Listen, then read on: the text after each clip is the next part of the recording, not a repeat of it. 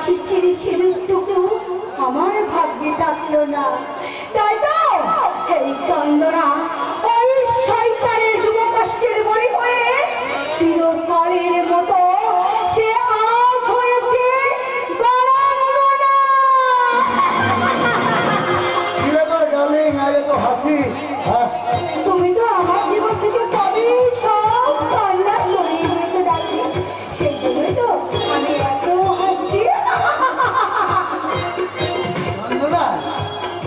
হ্যাঁ ডার্লিং, বলছি তুমি প্রতিদিন আমার এখানে আসো, তোমার বউ কিছু বলে না? তার মানে তোমার বউ কি নেই? আছে, তবে মৃতপ্রায়। ও মৃত?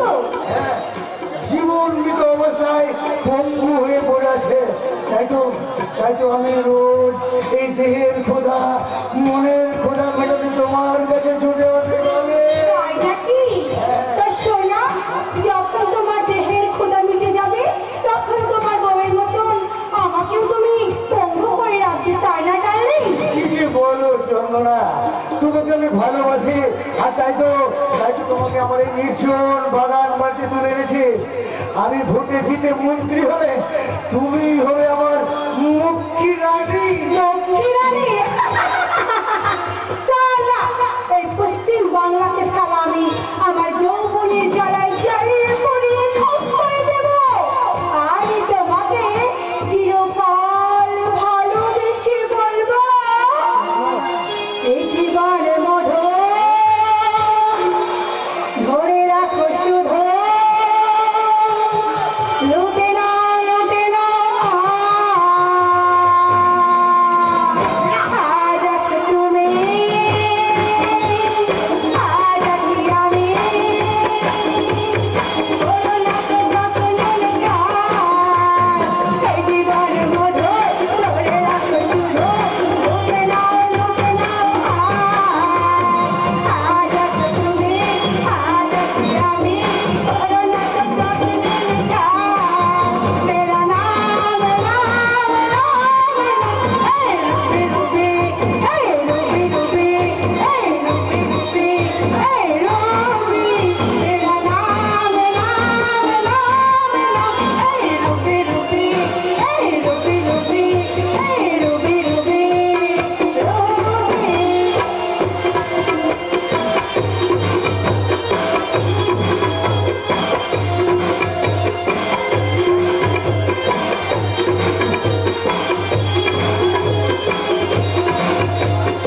এসো মেলা গেলে আর খেলা খেলে, কেন বাকি যাবি না না না, জীবনের মধু তুমি আমি ভাবে যাবি না না না, মেরা নাম নাম নাম নাম, এই রুবি রুবি, এই রুবি রুবি, এই রুবি রুবি, রুবি, মেরা নাম নাম নাম নাম, এই রুবি রুবি, এই রুবি রুবি, বাঁচান স্যার, আমার বাঁচান বাঁচান। না বুঝে শোনা একেবারে গন্ডগোল পাকাইয়া ফেলাইছি স্যার। ওই মেজবাবুর মেয়েটার আমি। আর বলতে হবে না, আপনি আসার আগে আমি সব শুনেছি। আর শোনার সঙ্গে সঙ্গে আমি পুলিশ মন্ত্রীকে ফোন করে সবুজ মুখার্জিকে এমন টাইট দিয়েছি যে সারা হন্ডে হয়ে ছুটে বেড়াচ্ছে। 8 সাল আর মেজরের খোঁজে। তাতে আমাদের কি লাভ স্যার? মিস্টার পাল, ওটাই তো রাজনীতি। ওই সমাজনীতি দুটোই আমাদের টার্গেট। আর ওরা পুলিশের হাতে ধরা পড়লে ফর্মুলাটা সম্পূর্ণ পাল্টে যাবে। কি রকম স্যার? ওই সঙ্গে শিলার খুনি, আর সেই সঙ্গে শেষ হয়ে যাবে আমাদের সবচেয়ে জীবনের বড় শত্রু ওই মেজর আর মার্শাল। এইরকম বুদ্ধি না থাকলে কি আর নেতা হওয়া যায়? আমিও যেদিন নেতা হব, উড়ি উড়ি উড়ি উড়ি উড়ি উড়ি উড়ি উড়ি উড়ি উড়ি,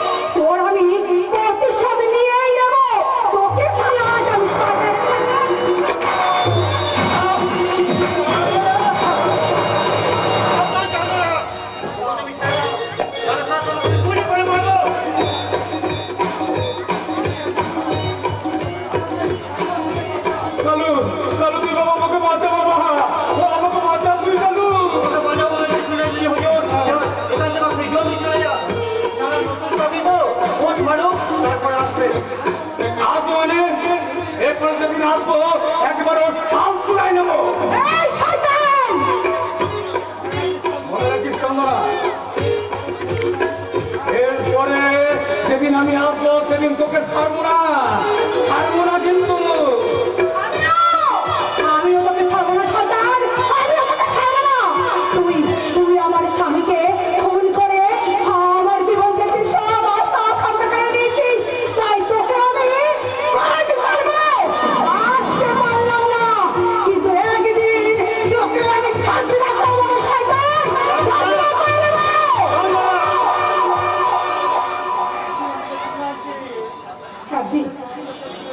একদিন আমাকে তুলে আনতে গিয়ে আমার চোখের জল দেখে তুই ফিরে এসেছিস, তাই না? সেই দিন ভেবেছিলাম মস্তান সমাজসেবী হলেও তোর মধ্যে মনুষ্যত্ব আছে। চুপ করো। কেন চুপ করবো? আমার জায়গায় যদি তোমার কোনো ছোট বোন হতো সেদিন আমার মতো ওখানে স্বামী হারা হতো, তাহলে তুমি কি করতে বলো? কি করতে? যদি তোমার বোনকে ওই শয়তানেরা দেহটাকে ছিঁড়ে যেত,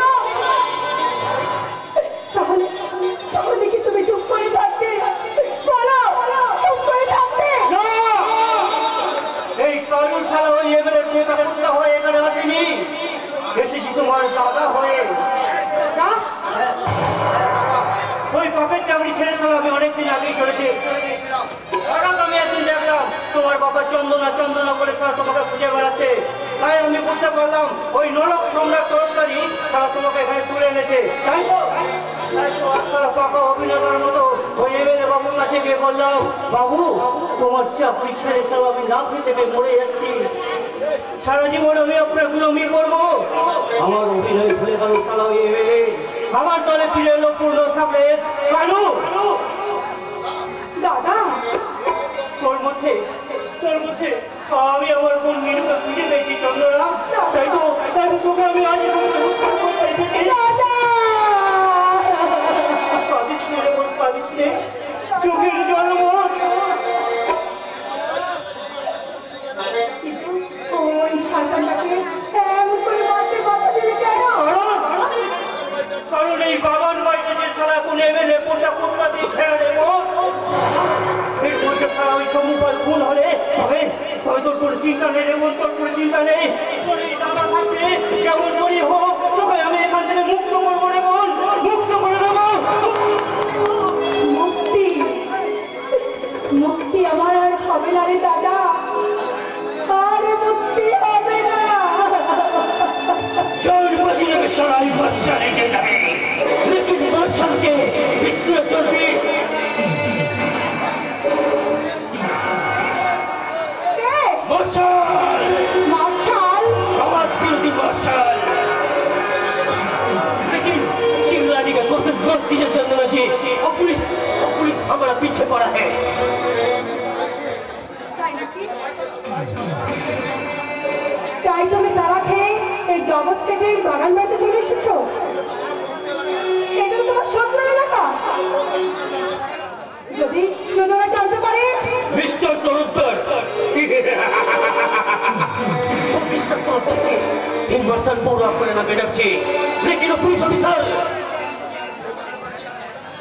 ऑफिसर सबुज मुखर्जी নাম শুনলে হাসি পায় মার্শাল। ওর আবার প্রাণেরও ভয়। नहीं मैडम जी नहीं। अच्छा इंसान और ईमानदार ऑफिसर के सामने इन मार्शल का ताकत हिम्मत सब बर्बाद हो जाए सब। মার্শাল, इसीलिए ये मार्शल मौत का पहले और दुश्मन के साथ मुकाबला करते चाहिए, दुश्मन ने पूरे बदला लिए हाथ लगाते चाहिए। মার্শাল, एक कड़ी जैसे आप चलते मैडम जी, और आप चलाने वाले का नाम না, নামটা আমি পরে শুনবো মার্শাল। তার আগে বলো তো, তুমি কে? मार्शल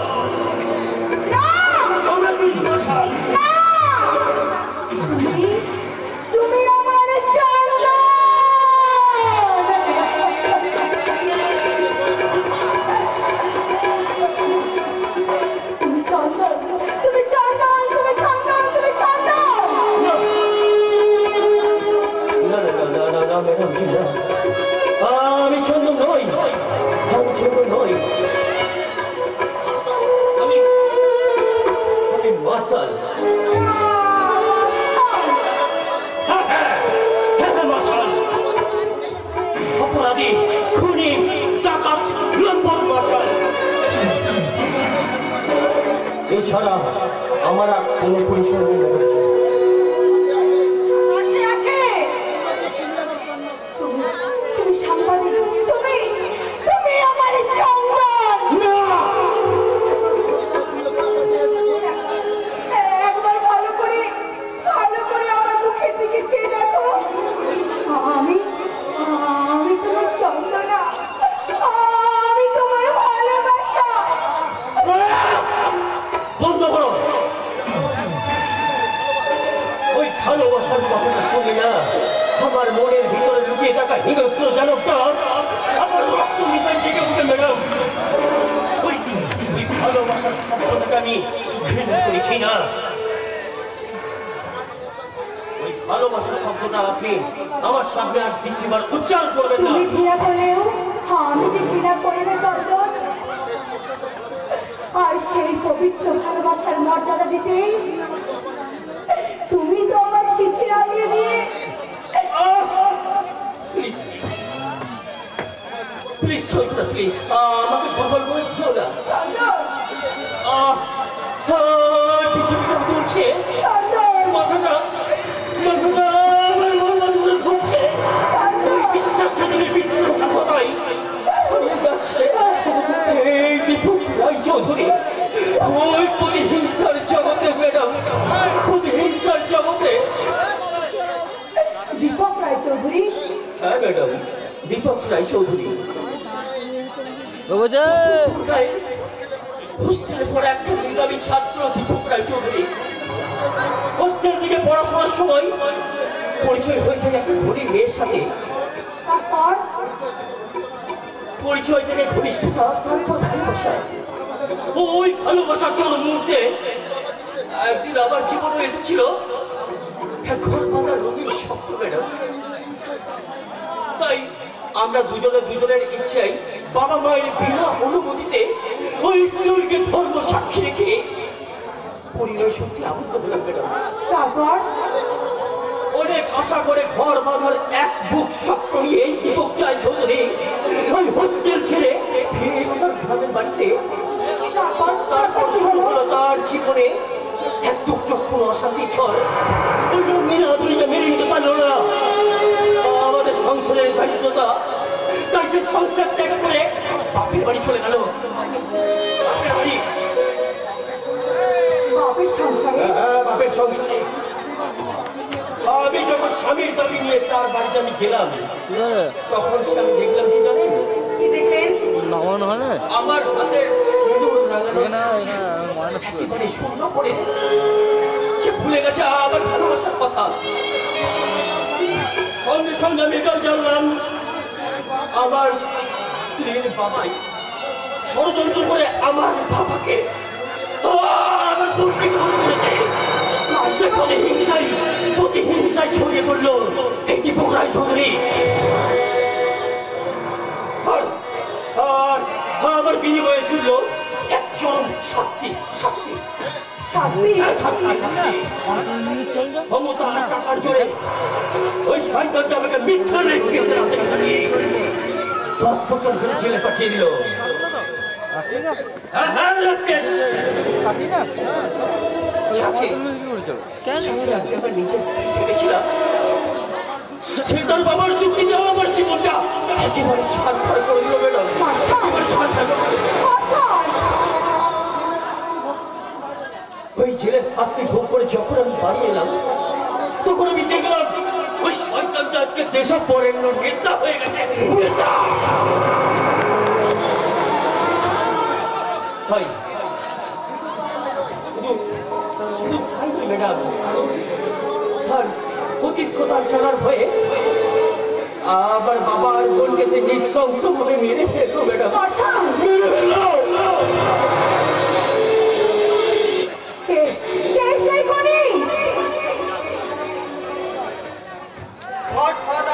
জগৎস্বামী পরমানন্দ তরফদার দাদা সহজা বলছে, ঠিকই বলছে। ওর মতো তোর বুকে তো চলছে প্রতিশোধ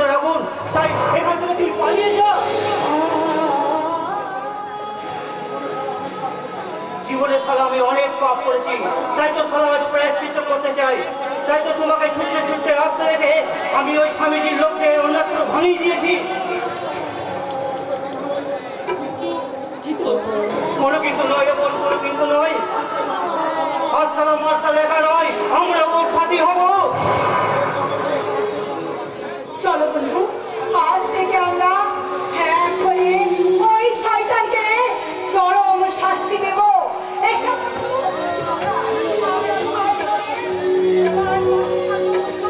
তোমার পাশে তবে থাকবো। তবে এসো তোমরা, আমিও তোমাদের ছুঁয়ে কথা দিচ্ছি যে শয়তানের শয়তানিতে আমার জীবনটা নষ্ট হয়ে গেছে, যাদের জন্য তোমাকে তোমার স্বামী হারিয়ে নরকুণ্ডে আসতে হয়েছে, সেই শয়তানদের বুকের আঘাত হানতে আমাদের প্রতিবাদ হোক, প্রতিবাদ। আর ওই লোক বাবা,